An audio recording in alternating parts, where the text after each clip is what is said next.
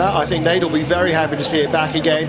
As we talked about earlier, having this guy, Norbert Michelis, in the car, a Hungarian driver, has suddenly exposed the whole country to what the World Touring Car Championship is. It's put it right on the map. They had the Hungarian Formula 1 driver briefly with Zolt Baumgartner, but of course, having had the Grand Prix here for, well, I mean, if you look out, most of the fans here, it's been here for half their lives, a Formula 1 race. So they've become, you know, very accustomed to it. They know when it's coming. They know what it's all about. World Touring Car Championship may not have been on the radar, but boy, it is now. And, you know, the scenes of the crowds here and trying to get in are really quite incredible. Part of it is having a local hero. Part of it is how close it is to the capital city, which is, you know, no small problem. But of course, the other thing is having free admission for the fans means that it is a really, you know, great opportunity to come out and see something at this track. And I think for the Hungaroring, you know, the opportunity to host the race when it became clear that Marrakesh couldn't was a golden opportunity, and they've, you know, they've really done a great job. And for the championship to be racing at a circuit like this that's offered some great racing and has got an enormous crowd watching it, you know, you want to perform as an athlete in front of a big crowd, and boy, they're doing that this weekend. And it's such a, it's hard to explain, but it's such a great feeling, and the atmosphere in general, it really does feel like I've never felt this at a motorsport race before. There's the whole crowd's just so into the whole thing. They're on their feet constantly, they're jumping around and singing and dancing, and it adds to the whole like fanfare, if you like, of the event. It really does. It just makes a special atmosphere. Now then, to matters racing. Mehdi Benani, the Moroccan driver, will be on pole position with his BMW for race 2, ahead of Alain Menu, who starts on the outside of the front row of the grid, ahead of Christian Poulsen, Tom Coronel, Thiago Monteiro, and that man, Norbert Michelis again. The Hungarian will once more be cheered to the rafters with every single move. 9th place and 10th for Robert Dahlgren and Javi Villa, and in 12th position, as he was for race 1, Rob Huff. Further back, the positions exactly the same as they were on the race 1 grid. Incidentally, Horst Sonderegger, who had a high-speed accident in practice down at corner 1. The car was fixed and he was passed safe to race by the drivers, but actually didn't feel that he would be within himself able to give enough in the car. So rather reluctantly, I think he and Vika Sport have withdrawn that entry. Rob Huff missed the boat slightly in the final lap of Q1, which demoted him not only out of Q2, out of the top 10, but also into 12th place for both races, because Q1 from 11th on down seals the grid for both races. And so Huffy made it up in the end into 4th position, didn't he, in race 1? Yeah. So an 8th place improvement. And well, Daryl O'Young here in the Bamboo Engineering Chevrolet was doing similarly, following up through the field. Unfortunately, drive-through penalty for jumping across the inside of corner 4 on one of the laps really cost him an opportunity to fight inside the top points-paying positions. However, all he's got to do is go out and do it all again now. Yeah, exactly. I think it's the same for Rob and for Daryl. They've both, in the previous race, they made up positions. They're both in quicker cars than where they've qualified, which is that's the problem with this new qualifying system. It's not that if you don't make it in the top 10, it really punishes you, because you've got it in both races, and it can ruin your weekend. One of our promoters from Eurosport Events, Jolie Dorger, and there with Alain Menu, and there's Javi Villa. I wonder if Gabriele Tarquini's been up and had a word with him and shaken him by the collar. Well, no, I don't think so. I mean, it wasn't a wild punt or anything. It was, a racing manoeuvre. Gabriele saying, OK, well, he should be penalised for being off the track and then coming back on. And, maybe he's got a certain degree of justification in that. And I'm sure the stewards will look at it afterwards. But as has always been the case, decisions on race 1 are not made before race 2. They are given due time for a decision, appeal, counter-appeal, and so on. So often you can't do that between the 2 races. Robert Dahlgren, well, again, knocked off in race 1, car damage, they fixed it, but the bonus of this is that it doesn't detrimentally affect his grid position for race 2. That's already locked in. So even if you get knocked off on the first corner and finish last, race 2 you get a second go at it. So there are some factors of this that I like, some I'm afraid where we spend most of 20 minutes of qualifying just trying to explain what's going on that I'm not entirely convinced about. But it does have the advantage that it doesn't,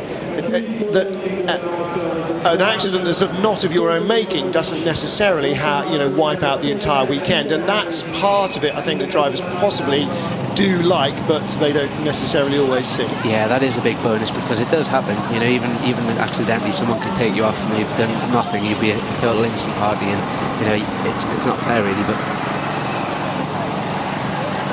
so Van Muller will start in 8th place.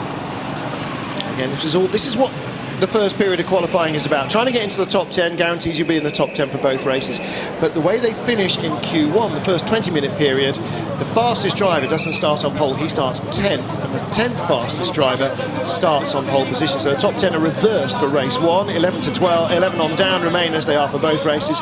And then you go through and shoot for the fastest lap in the second period of qualifying to try and get the race 1 pole. But that's the juggling act, trying to get 8th, 9th, 10th, somewhere like that, to be on the race 2 front row, that everybody is now trying to do, and that's why Rob Huff, Darrell O'Young just got caught out on their last laps. They were in and out of the top 10, both of them, quite regularly during that session. As they put in a lap, somebody else would put in a lap, and in the end, they ended up outside. Now, it's apart from the fact that the smell of cooking now that's coming in through the open back door is almost overwhelming, it has become quite noticeably darker overhead here. It was really bright sunshine earlier.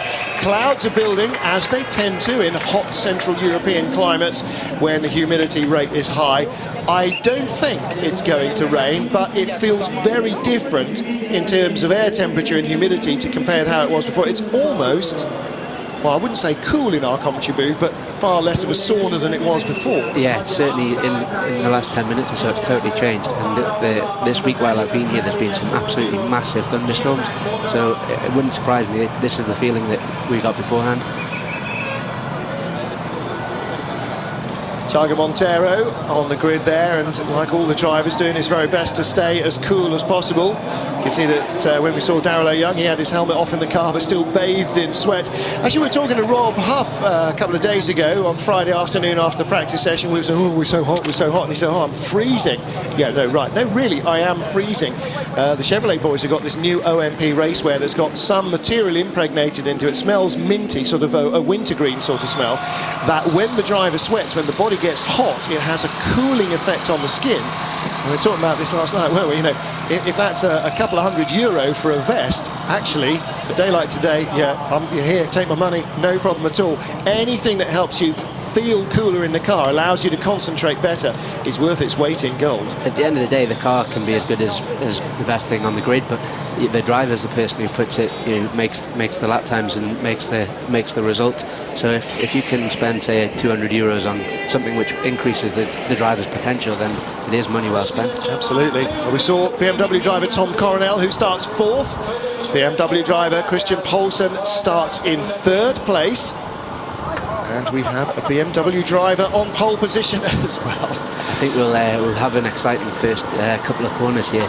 Right. Mehdi Benani's probably the big winner of the new qualifying system. He was, wasn't he? I tell you what, the wind is picking up. There's actually a breeze coming in through the back door, which feels nice, but it does feel that there's rain in the air. Christian Poulsen there starts on the outside, the inside of row 2 of the grid, behind the pole sitter, who sits on the right of your screen. Well, starting front row, right-hand side, as he did for race 1 when that was pole for the rolling start, is this man, the race 1 winner, Alain Menu. We talked about it last time out in Monza. For only the 3rd time in World Touring Car history, a man won both races in the weekend. Andy Priaulx did it once, Jürg Muller did it once, James Thompson did it once, and then in Monza, Rob Huff did it. So I did suggest yesterday it's possible, with Menu on the front row for both races, that we might get 2 in consecutive weekends. And Menu is very well placed. If he can get in front of the BMWs, as we saw in race 1, he might stay in front of the BMWs, and a double race winning weekend for Alain Menu would really ignite his championship. And he'll know that as well, knowing that he needs to get ahead, especially after seeing it firsthand in the last race. He has to be ahead of the BMWs at the start of this race, because the BMs are going to come back at him later. The problem is, in the top 6 are 4 BMWs, and Alain Menu will not get off the grid, all other things being equal, as quick as the BMWs do. Norbert Michelis is ready to go, and that means the crowd are ready to go as well. What an atmosphere.